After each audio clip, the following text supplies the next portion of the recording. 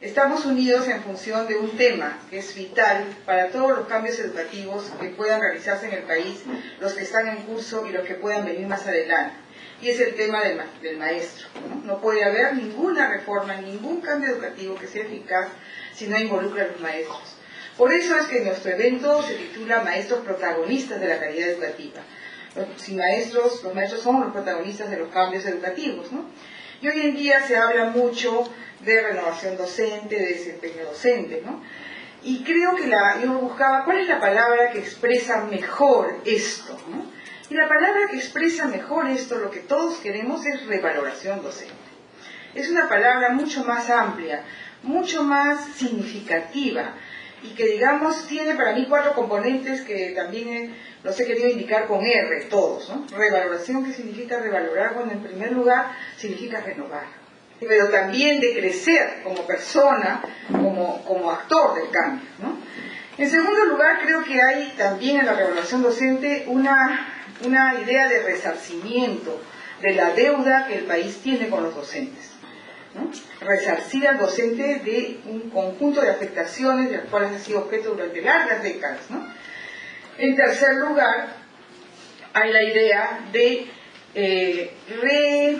reconocer el aporte del docente como sujeto y actor del cambio. Y estas 3 cuestiones son las que pueden dar base a una propuesta de carrera magisterial renovada también a su vez, ¿no? Que justamente involucra un resarcimiento docente vinculado al mérito, pero también un resarcimiento salarial, pero vinculado al desempeño, y también involucra el reconocimiento del docente como persona que es un interlocutor de los cambios, ¿no? No es solamente un insumo de una reforma, sino que es un interlocutor válido a partir de su accionar en el aula. Y hay una cuarta cuestión que es precisamente la de reconocerlo como actor, ¿no? Reconocerlo como actor en las políticas de cambio, reconocerlo como sujeto. Aquí no hay R, pero bueno, es lo mismo, digamos, ¿no? Reconocer, recobrar, reposicionar al docente en la agenda educativa. Creo que felizmente en la agenda educativa actual, tanto del proyecto educativo nacional como de los cambios que están en curso, este reposicionamiento del tema docente en la agenda educativa está. Y por lo tanto es cuestión de convocarlos a ustedes a discutirlo. Y una cuestión última, que es también el rol docente como reflexión crítica. Este ha sido el acento de este evento. Creo que el docente va a ser actor y va a tener una mejor performance, incluso un mejor desempeño docente, en la medida en que recobre la esencia de su accionar, que es reflexionar críticamente con sus alumnos y él mismo sobre su realidad educativa, hacer pensar a todos los chicos y chicas con los cuales tiene contacto a lo largo de su vida sobre su entorno y sobre las relaciones entre unos y otros. En un país que ahora está creciendo económicamente, pero que todavía tiene fuertes brechas de discriminación, espacios de violencia, espacios de intolerancia, este rol del docente se hace particularmente importante. El rol de promover la reflexión crítica constante, el pensar. No es un sujeto, no es un instrumento de un currículum, es una persona que usa el currículum o usa los materiales para ejercitar un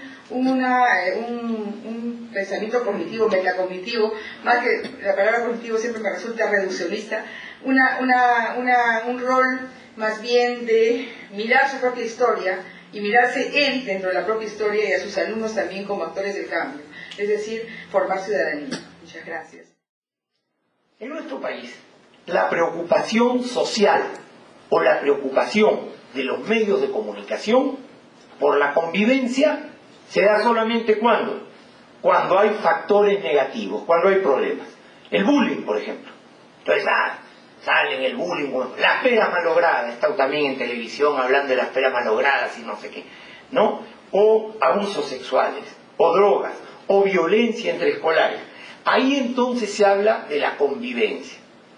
Pero como ese enfoque es sesgado, las soluciones son efectistas, momentáneas y en general equivocadas también, porque no se piensa el problema, sino el problema mediático y no el problema real.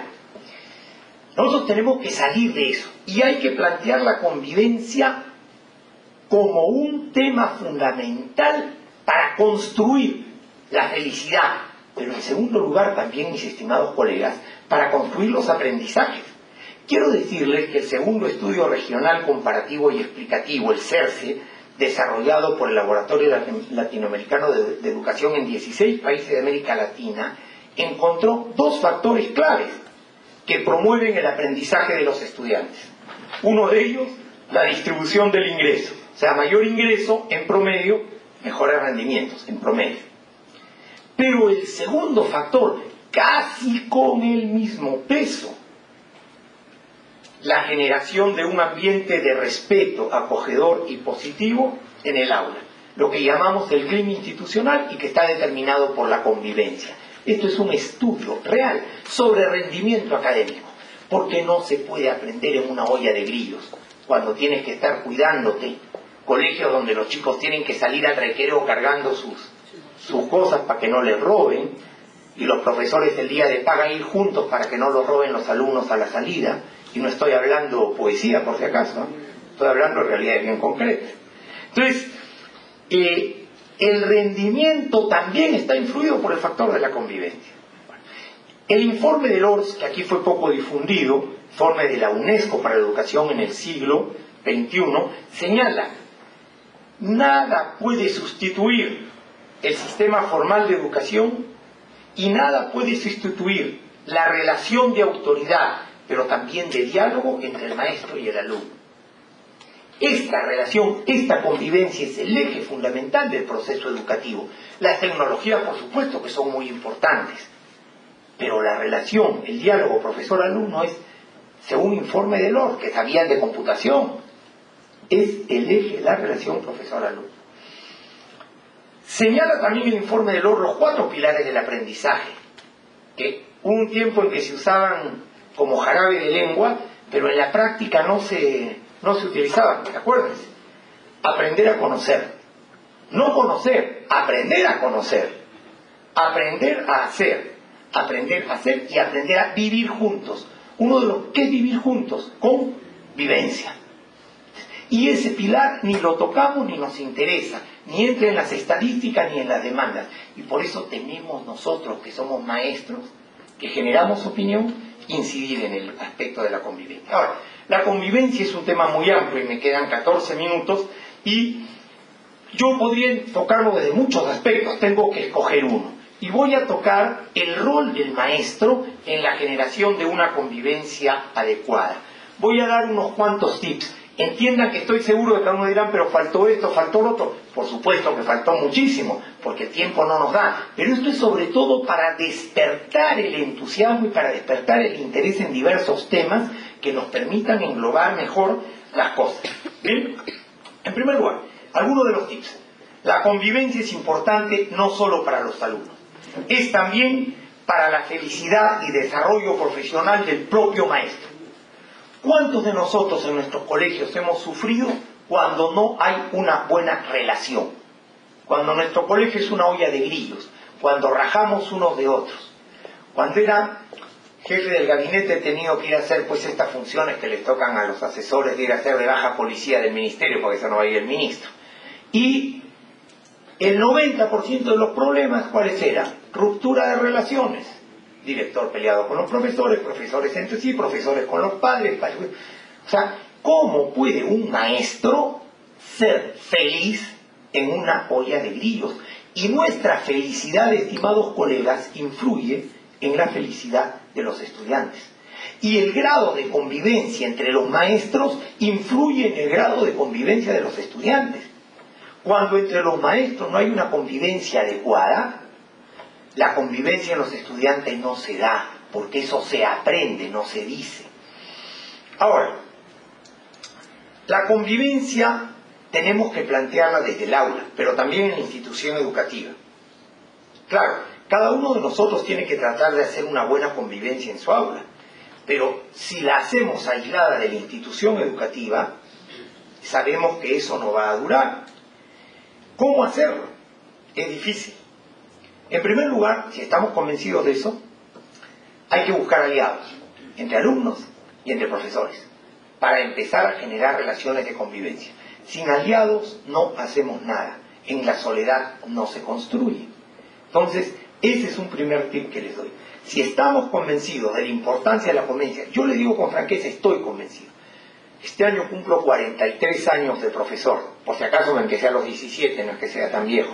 Pero yo empecé a los 17 años a estar en el aula y no la dejé, ni cuando estuve, como dijo Marita, en el Ministerio de Educación, a todos los ministros que apoyé, a Rubio, a Lynch, a Sota, les dije 2 o 3 horas en mi colegio y después me voy al ministerio, porque si no pierdo el feeling educativo. De mí no me gusta enseñar. Y además porque a veces si uno no está ligado al aula, las normas o las cosas no son tan apretadas, tan ajustadas. Bien, les digo, no se puede trabajar solo, hay que trabajar siempre en equipo. Si no consigues aliados, no puedes trabajar la convivencia, que para mí es fundamental. Ahora, una vez que ya tenemos un grupo de aliados, el primer paso para lograr con nuestros grupos de aliados, ya estamos hablando de los estudiantes, los profesores con los estudiantes, deberíamos hablar también de los profesores entre profesores, ya lo dijo muy bien Teresa, es la autoestima. Porque el primer paso de la convivencia es que la convivencia es entre seres humanos que se reconocen como seres humanos, con objetivos, con derechos, con felicidad. Una persona que no tiene autoestima no puede convivir al mismo nivel que otros, y muchas veces nos olvidamos de la autoestima de nuestros chicos y chicas. Muchos niños vienen ya con su autoestima lesionada, muchísimos vienen con la autoestima lesionada, y nosotros tenemos que empezar desde el aula una labor de sanación de la autoestima. Y atentos, porque muchos otros con su autoestima lesionada vienen también con una carga de agresividad y la descargan en los compañeros. Y a veces los profesores no queremos meternos, en parte por culpa también de las autoridades ministeriales y judiciales que ahora judicializan por cualquier cosa o hacen escándalo por cualquier cosa cuando uno corrige, que es un error terrible, ¿no? Hay que saber corregir, hay que saber contener, porque nuestra labor de autoestima implica también partir del respeto. Una vez que el niño tiene autoestima, tú tienes que hacer que entre todos se respeten, porque si no hay respeto, los niños más débiles, los que son menos avesados, sufren la agresión a su autoestima porque no se les respeta. Y el respeto es el primer paso antes del aprecio, porque no es suficiente el respeto. Para convivir felizmente hay que apreciar, pero no se puede apreciar sin el paso previo del respeto. Sin respeto no se avanza en la convivencia. Y esto exige orientación, pero exige también contención. Contención. Es una palabra que no queremos escuchar y es necesaria. Y por lo tanto tenemos que administrar estímulos. Y ojalá que los estímulos sean la mayor parte de lo que administramos. Pero también tenemos que administrar sanciones. Porque si a los adultos tenemos que sancionar, entre estudiantes también tenemos que sancionar. Solamente que hay que ver qué tipo de sanción, ¿no? Qué tipo de sanción y qué tipo de estímulo es el que das para ayudar a la contención y al estímulo. Una mala sanción o un mal estímulo traban la eficiencia de los estímulos y las sanciones. Ahora, luego del respeto, que no es fácil de hacer, viene el aprecio. Y una de las cosas que tenemos que romper, aquí viene otro tip, es el aprecio a los diferentes. ¿Y por qué se burla uno del diferente? Aunque no lo crean ustedes, por miedo. Una manera de reaccionar frente a lo que siento que por ser diferente me agrede es reacciono agrediendo, reacciono negando. Entonces nosotros tenemos que evitar ese tipo de actitud. Nosotros tenemos que lograr aprecio. En mi colegio yo tengo inclusión, por ejemplo, ¿no? Tengo Asperger, tengo algún chico con retardo, y cuando un papá no conoce, se asusta. Yo que le digo, miren, mañana tengo, por ejemplo, charla de postulantes en mi colegio. Le digo, aquí hacemos inclusión. O sea, tienen que saber, y no tienen que tener miedo, al contrario, tienen que apreciar. Por ejemplo, no hay nada más cariñoso que un Down. No hay nada más cariñoso que un niño Down, ¿no? Pero claro, no tendrá otras habilidades, pero y esas hay que apreciarlas, ¿no? Con un Asperger, yo trabajo mucho con Asperger. El Asperger suele ser monotemático, pero en sus temas es brillante, ¿no? Entonces, hay que apreciar, y ese es un trabajo que tenemos que hacer nosotros, y vencer los miedos. Ahora, aquí luchamos contra tendencias sociales, porque las tendencias sociales son la despersonalización. Despersonalización significa que no intentamos relacionarnos como personas, sino cosificamos a las personas. Las cosificamos en los medios, las cosificamos, ¿no? No sé si ustedes han escuchado esta cosa que a mí me hierve, ¿no? Señor director que ha venido, señor profesor, no sé qué, y alumnos en general. Nunca han escuchado esa estupidez tan extendida en nuestros colegios y que no somos capaces de corregir. Alumnos en general, o sea, no son individuos, son alumnos en general. ¿Cómo vamos a generar, si no luchamos contra esta tendencia a la despersonalización y a la cosificación? Luchamos contra la falta de consideración y la falta de respeto, que es social. Y por eso digo, nadie puede educar para una convivencia sana si no está dispuesto a ir contra la corriente. Pero ir contra la corriente significa, pues, esfuerzo, y que te critiquen, y todo eso. Pero ese es el reto para un maestro que realmente se valore. Y para esto hay un tema fundamental que quiero tocar, porque tengo muchos otros, pero se me vaya a olvidar este. Nosotros, si queremos educar para la convivencia, el respeto y el aprecio, tenemos que convertirnos en personas significativas, ¿no? Que signifiquemos algo a los estudiantes, y no por el cargo que tenemos, sino por la persona que somos. Sobre todo en adolescentes, que bueno, yo soy maestro más de adolescentes que de niños pequeños. Admiro a los que enseñan a niños pequeños, pero se los dejo para otras o para otros. Yo trabajo con adolescentes. El adolescente, si tú no eres significativo para ellos, no te da bola, no te escucha. Y ese es nuestro reto. Y preguntémonos cada uno de nosotros, ¿somos significativos? No por el cargo, somos significativos por la persona que somos.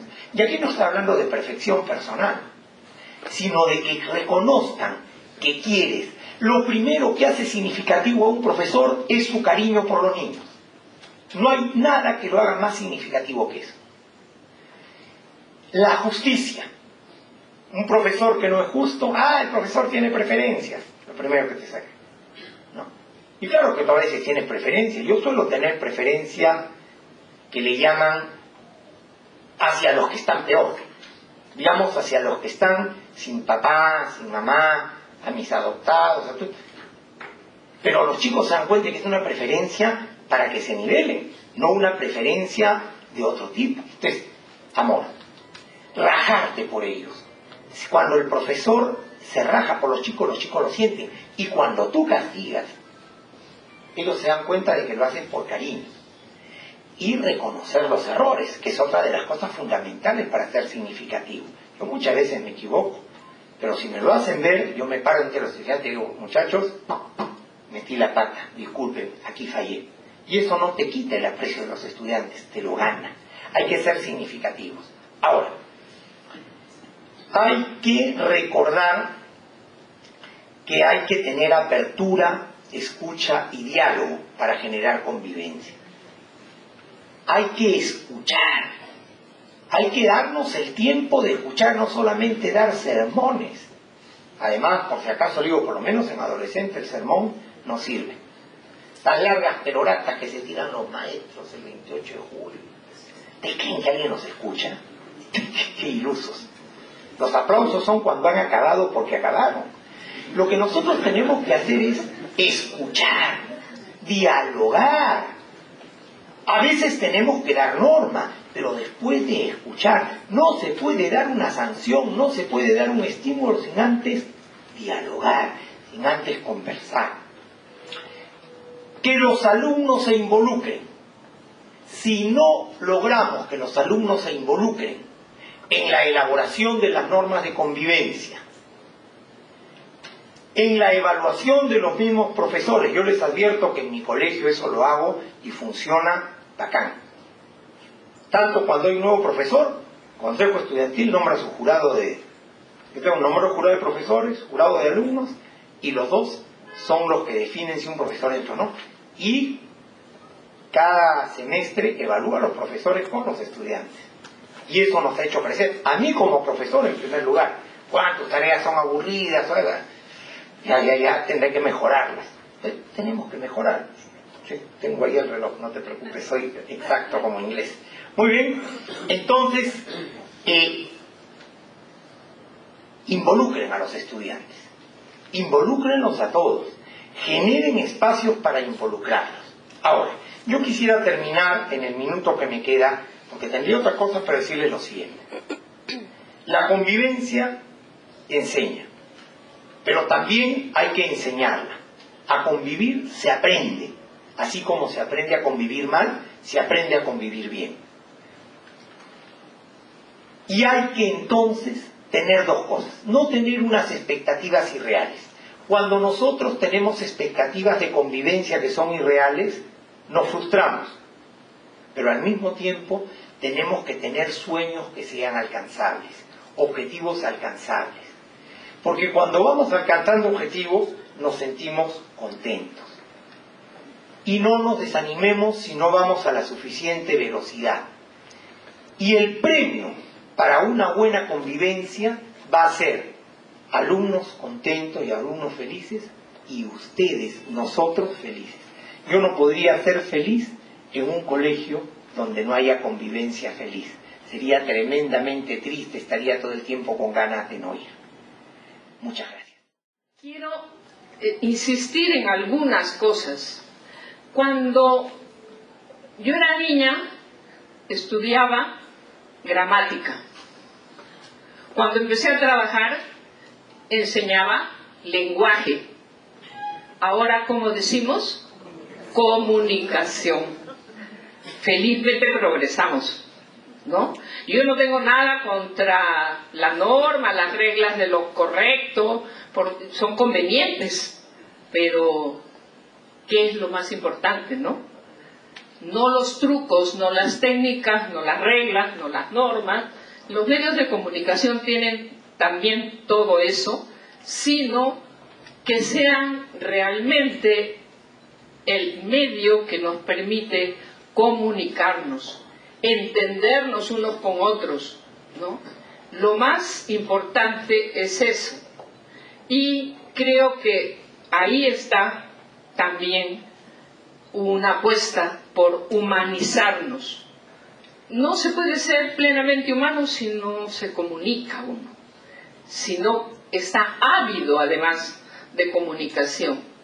Entonces creo que dar y recibir los pensamientos, las opiniones, los sentimientos, las aspiraciones, eso es lo clave de los medios de comunicación. Si se quedan vacíos en puras tecnologías, en puro sensacionalismo, todo lo que sabemos, no me voy a poner a criticar acá los medios porque no acabaría nunca. Es terrible cómo se vive eso. Sin embargo, creo que el tema es cómo, como educadores, humanizamos, recuperamos toda esta fuerza que puede tener la comunicación y sus medios para compartir el hecho de ser libres y por ello compartir tanto la belleza como el riesgo de compartir también la perversidad que llevamos dentro, porque esos son los medios de comunicación. Ese es el riesgo de la libertad de opinión, ¿no? Ambigüedad sometida a nuestra participación. Mejor todavía, ambigüedad que invita a tomar postura, pero mejor todavía, ambigüedad que está retando nuestra ética. ¿Cómo hablar de medios de comunicación sin decir que el meollo del tema es una apuesta ética y no técnica, ¿no? Si esa es la razón de ser de los medios de comunicación, eso nos lleva en primer lugar a la necesidad de abordar el tema de la información. Creo que medios de comunicación, en principio, además de comunicar y de humanizar todo lo que decía, que suena muy bonito, tienen una obligación, que es permitir el acceso a la realidad, a la información. ¿Cómo accedemos a la información? ¿Cómo la presentamos? Sucede que cuando uno ha sido protagonista de algún acontecimiento y lee la noticia en los medios, siempre requinta, porque no, hay una distorsión. A mí me ha pasado muchísimas veces, por eso lo digo, tal vez no hay que generalizar para todas, pero muchas veces. ¿Por qué lo realmente acontecido es tan difícil de conocer a través de los medios si son para eso? ¿Acaso debe ser siempre así? La primera condición para que la comunicación, la información contribuya a construir una comunidad humana en armonía, lo cual no quiere decir, ojo, pensamiento único, ¿no? La única condición es que sea veraz. Yo creo que la veracidad es algo que tenemos juntamente que formar como educadores, pero como ciudadanos reclamarla y defenderla cuidadosamente. Creo que hay que saber rectificar muchas de las cosas que nos venden como verdad y que no lo son, ¿no? Eso por un lado. Esa limitación que tiene el tratamiento de los medios, yo estaba pensando que el tema de las encuestas, por ejemplo, que es uno tomado al azar, me resulta semejante al tema de las pruebas objetivas de la evaluación docente y la que recibimos los docentes y la que hacemos hacer, ¿no? Me parece que convertimos a la población en un objeto de manipulación. Le privamos todo el derecho de pensar, de opinar.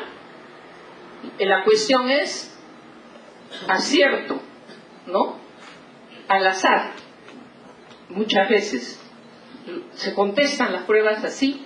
Estamos creando una cultura de la manipulación, del paporretismo, de la suerte en muchos casos, y no de la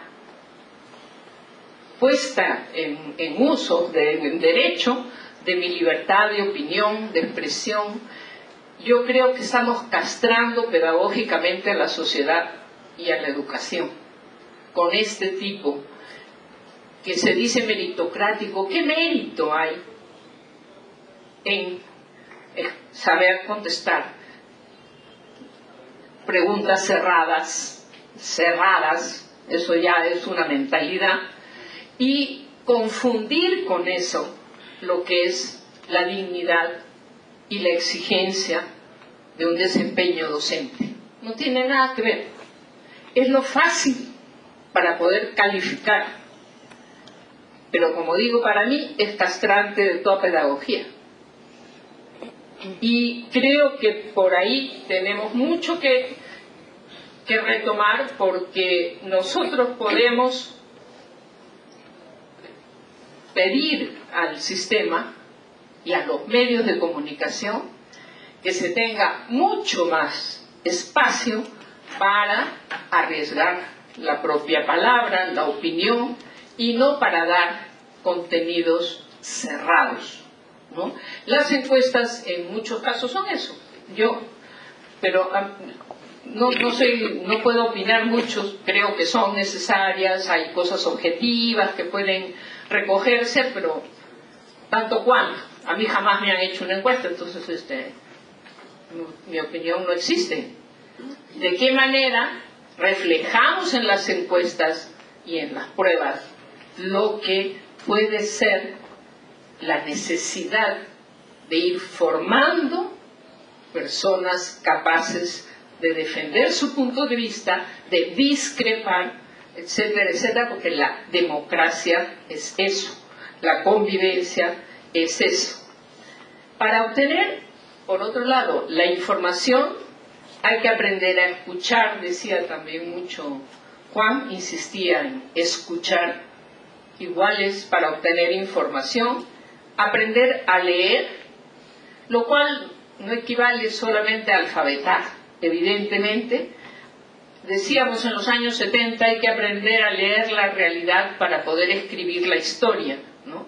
Por eso hay que aprender a escudriñar la realidad, a también sentirla, hacerse parte de ella, implicarse y tomar partido. ¿Hasta dónde realmente todo eso lo podemos lograr a través de los medios? Hay algo que tiene que ver como lo que te contestan los jóvenes, ¿no?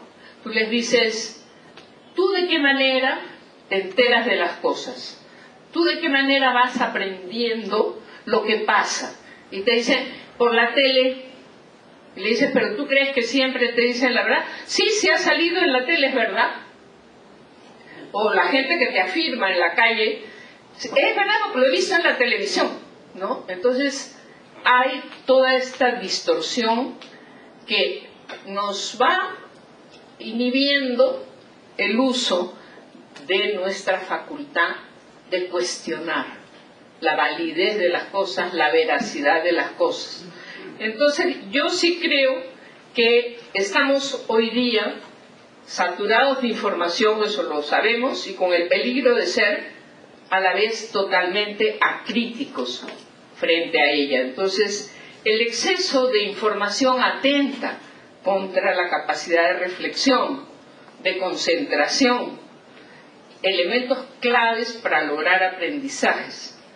Como formadores creo que hemos de dar mucho espacio y prioridad a poder ayudar a los jóvenes, a los niños, a seleccionar la información.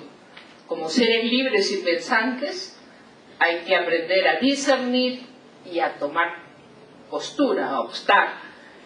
Yo creo que hay que estimular a los estudiantes a navegar a través de los medios, pero principalmente a saber llegar al puerto sin naufragar, porque navegar y navegar no es el ideal, ¿no? Entonces, ¿de qué manera nosotros podemos trabajar estas dimensiones de recuperar la razón en las cosas?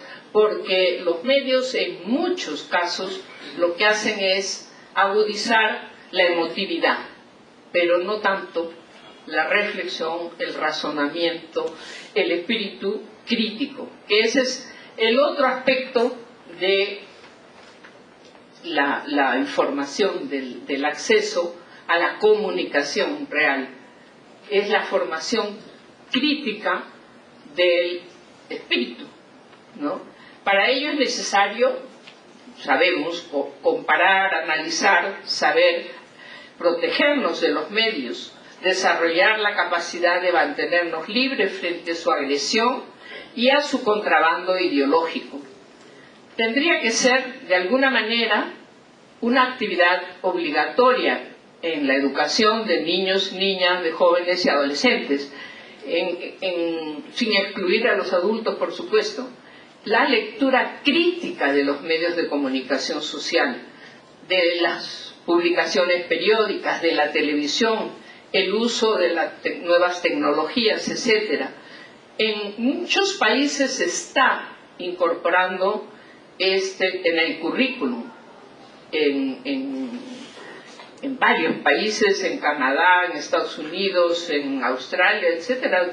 Ya está sólidamente establecido el trabajo, que tal vez nos falta mucho todavía hacer a nosotros, al menos en la preocupación ya de los medios, de las pruebas PISA y todo eso, no figura, no se estimula, sino el que los chicos estén listos para pasar pruebas. Como decía, estamos convirtiéndonos en maquinitas de dar pruebas, niños y docentes, ¿no?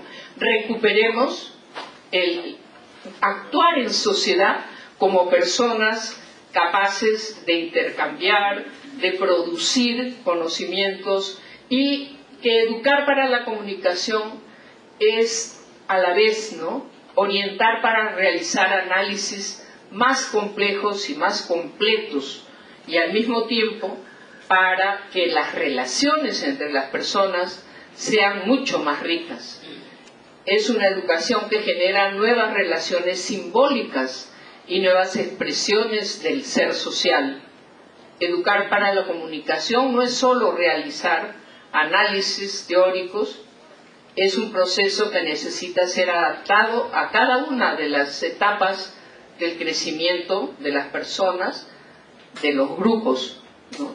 Es un proyecto que implica entonces a la escuela y a todas las instancias sociales que se preocupan por una sociedad más justa y más humana.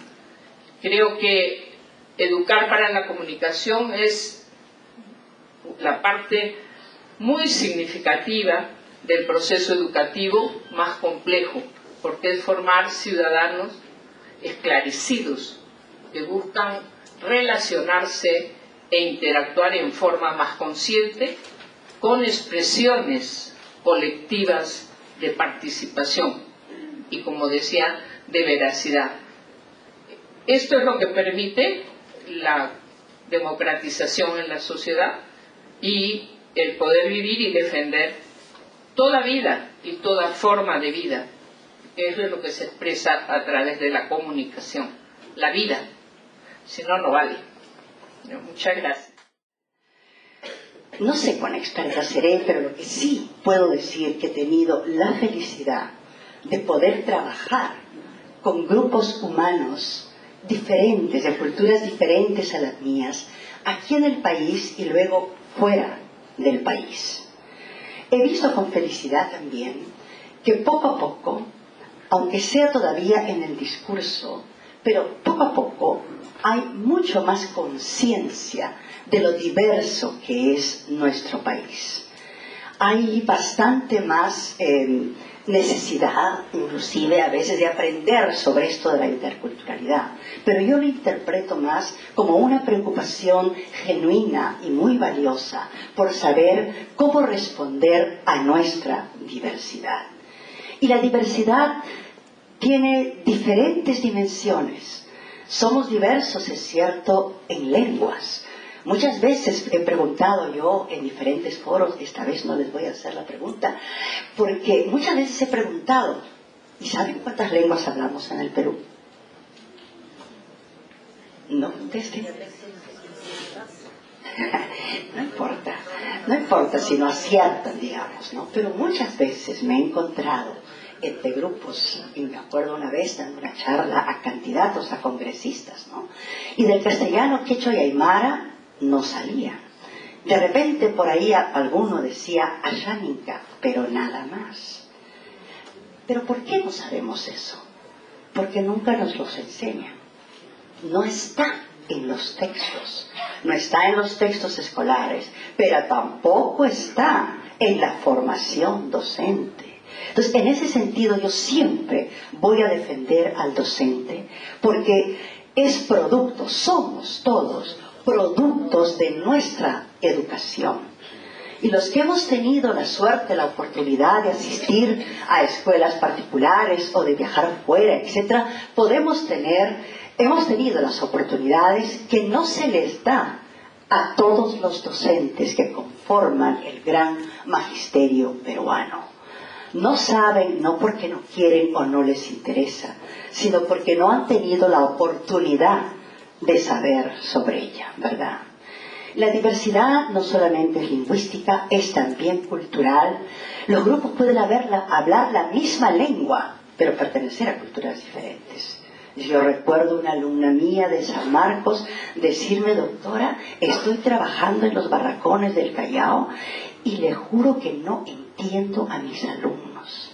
No les entiendo.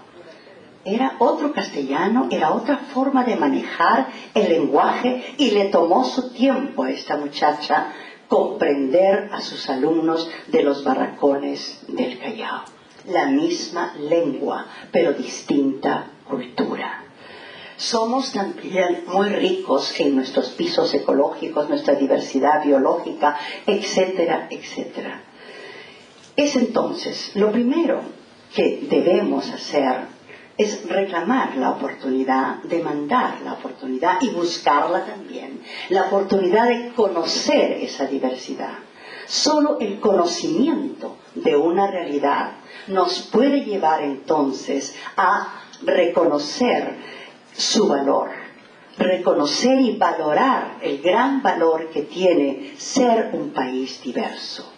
No más pensar que la diversidad implica problema. La diversidad es una riqueza, es un recurso. Problema es que nosotros somos el problema cuando no sabemos cómo tratar esa diversidad. Pero la diversidad en sí es una gran riqueza. Nuestra pobreza es no conocerla. Por eso es que me alegra, repito una vez más, que cada vez haya más oportunidades de ir conociendo esa diversidad. La valoración de lo diferente conlleva inmediatamente, ¿verdad? Esa valoración implica respeto por el otro. Son conceptos claves para una sociedad que es así múltiple como la nuestra.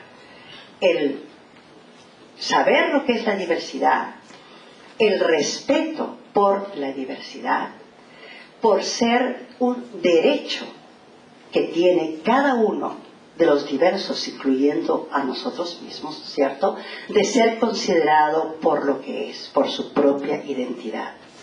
Pero lo importante del caso es que si tenemos conciencia de la relación, valoración, respeto por lo diferente y formación ciudadana, estamos acercándonos a lo que se espera de la labor docente. La formación en ciudadanía es un componente clave del ejercicio docente. Y solamente a través de esa conciencia de lo que es la formación ciudadana, llegaremos a ser los sujetos transformadores de nuestra sociedad en una sociedad auténticamente democrática. Con tristeza vemos que, si bien nos alaban por el crecimiento económico y recibimos aplausos aquí y allá, la tristeza viene cuando los estudios sobre inequidad nos colocan entre los países más inequitativos, más desiguales en el continente latinoamericano. Y eso implica o significa irrespeto, no reconocimiento de los derechos que todo ser humano tiene para lograr la convivencia de la cual también ha hablado Juan en su intervención, y de alguna manera también Rosario, ¿verdad? Entonces, ese es el camino, digamos, que debe seguir todo maestro que quiere ser un maestro que responde a la diversidad de su país. Conocer esa diversidad, respetarla, valorarla y hacer de ella un instrumento de construcción de ciudadanía, que es lo único que nos llevará a la formación de la sociedad democrática que buscamos. De allí que me ha satisfecho mucho y he agradecido la oportunidad que he tenido como miembro del Foro Educativo de integrar un grupo que hemos ido conociendo lo que el Ministerio ha elaborado como marco del buen desempeño docente. Importantísimo saber que no es producto de este gobierno. Ese marco del buen desempeño docente tiene una historia de casi 3 años de reflexión, participación con docentes convocados por el Consejo Nacional de Educación y por Foro Educativo. Este es un instrumento técnico en alguna manera porque señala los 40 desempeños que se espera del buen docente, ¿verdad? Pero es fundamentalmente un instrumento político, porque está orientado no solamente, diría yo, al buen desempeño de los docentes de educación básica regular, sino también a los formadores de docentes.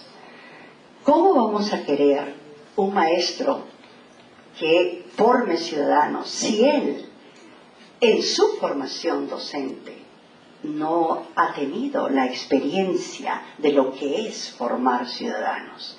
Y que su propia experiencia educativa probablemente haya sido muy autoritaria. Una experiencia como la que les contaba yo de los niñitos que venían a la escuela por primera vez, ¿no? Muy rígida, muy acrítica y por esa razón muy insensible a nuestra diversidad.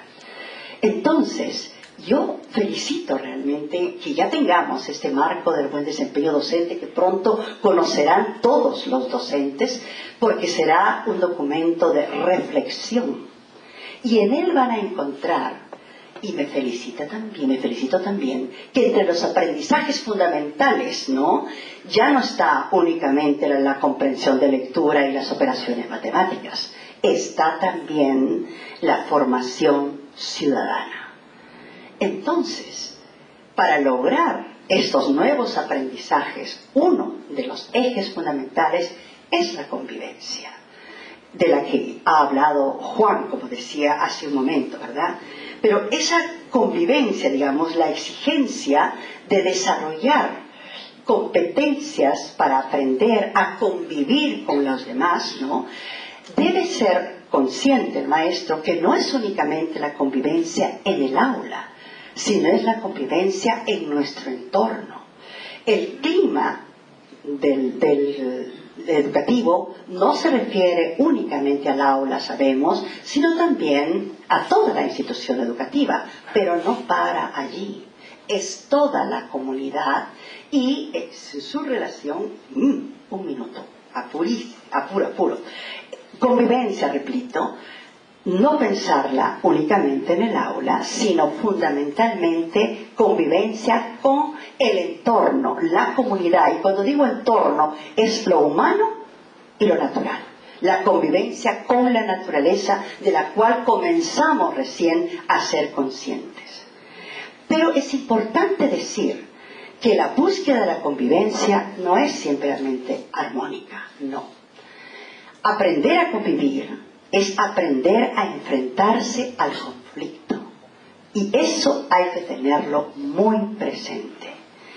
Debemos aprender a enfrentar el conflicto, porque lo peor que puede haber es darle la espalda al conflicto. Decir, no, con esa persona yo no me entiendo, entonces no la busco nunca, no hablo nunca con ella. Nunca llegaré a conocerla, ni ella llegará a conocerme, y no podremos juntos pensar, trabajar y tal vez buscar la transformación que requiere ser un sujeto que es capaz de convivir con los demás. Y una cosa que puedo agregar a lo que decía Rosario, yo hace mucho tiempo que también pienso que los medios de comunicación deberían ser traídos en el aula. Y justamente los programas que ven los chicos para despertar el análisis crítico y todo lo demás, como se ha dicho, pero esas novelas que se dan en nuestro país, donde parece que es un paraíso el que se encuentre en las clases sociales más diversas y todo es gracia, o paraíso. ¿Es así la realidad? ¿Es así de veras? Eso nos puede dar un material valiosísimo para tratar conflicto y convivencia. Con sesgo de maestra de lengua diré que nada ayuda más a entender al otro que aprender su propia lengua. Y un país tan rico en lenguas como las nuestras debería tener los mejores maestros de lenguas en todo el continente. Y ese ser maestro de lenguas se ayuda mucho cuando uno mismo es hablante de más de una lengua. Un monolingüe no sabe lo que se pierde de la posibilidad de significar en otra lengua. Y no importa que lo haga mal. A la larga, yo decía en Estados Unidos, tengo derecho a hablar mal inglés, no es mi lengua nativa. Pero lo importante es que me puedo comunicar con el que habla inglés. Y les diré que mis maestros con los que trabajé en Ayacucho lindamente respondieron a una encuesta, sí, pero de otra naturaleza que hicimos alguna vez, después de haber terminado nuestra intervención en ellos. ¿Qué piensa de una persona que solo habla quechua? ¿O qué piensa de una persona que solo habla castellano? Y la respuesta fue hermosa. De uno y de otro decían, dan pena, porque no se puede comunicar con el otro. Si solo habla quechua, qué pena, no puede comunicarse cuando sale de su comunidad. Y si solo habla castellano, qué pena, cuando llega no nos entiende, no podemos aprender el uno del otro, ¿no? Entonces, para no abusar de los tiempos, quisiera solamente hacer mención, recalcar una vez más, este rol protagónico que tiene todo docente en cualquier nivel, e incluyo a los formadores de docentes, de transformación, de posibilidad de transformación de nuestra sociedad. Y a propósito, les cuento, esta mañana hemos estado con algunos colegas, compañeros de foro, en una reunión muy interesante con 9 presidentes de gobiernos regionales y algunos ministros como el de Economía, Educación, el de Inclusión Social, etcétera, discutiendo el gran tema de la inversión en la primera infancia. Y lo que veíamos era que los presupuestos, y hay que aplaudir, han aumentado y mucho. Cada año, en los últimos 2 años, se ha incrementado mucho el presupuesto para programas sociales. Pero igual que los resultados de los logros de aprendizaje, estamos tristes porque la posibilidad de ejecución del gasto está baja. Pero hubo un presidente regional inteligente y muy sensible, que él dijo, no es cuestión de presupuesto, los que fallamos somos nosotros, falla la sociedad en hacer no solamente el buen uso del dinero que nos llega, sino el de superar nuestras grandes fallas como ciudadanos de desconfianza en el otro, de no poder trabajar en equipo, de no poder actuar solidariamente como una gran institución que apunta a un solo gran proyecto, ser un país libre de desnutrición, de analfabetismo, de todos estos signos negativos por los que también somos conocidos. De eso se trata. No se trata de tener más dinero. No se trata de ser únicamente buenos administradores. Se trata de ser mejores ciudadanos. Y el ser miembro de una sociedad compleja por su diversidad, pero rica también por su diversidad, es eso. Es construir ciudadanía partiendo de la diversidad, no para unirnos para ser todos iguales, no, para seguir siendo diferentes como somos desde nuestras culturas y lugares de nacimiento y lenguas, etcétera, pero todos unidos en el gran proyecto de país que puede ser el Perú. Y el maestro tiene un rol fundamental en ese propósito.